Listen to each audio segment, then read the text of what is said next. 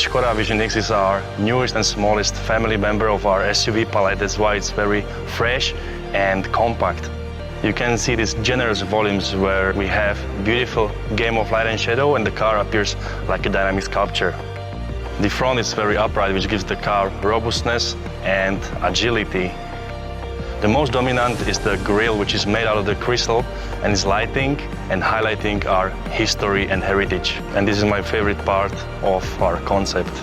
On the rear end, we have completely new interpretation of our C graphic, which is divided, and the car has very unique night design signature. On the Vision X, you can see these very sharp and crispy lines inspired by Bohemian crystal. This Bohemian crystal is our main inspiration because we want to link our car with the Czech art and craftsmanship, and we want to show that our cars are coming from the heart of Europe.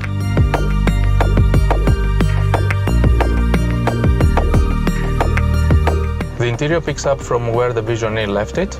The main line is a traditional Skoda line inspired by the main grille.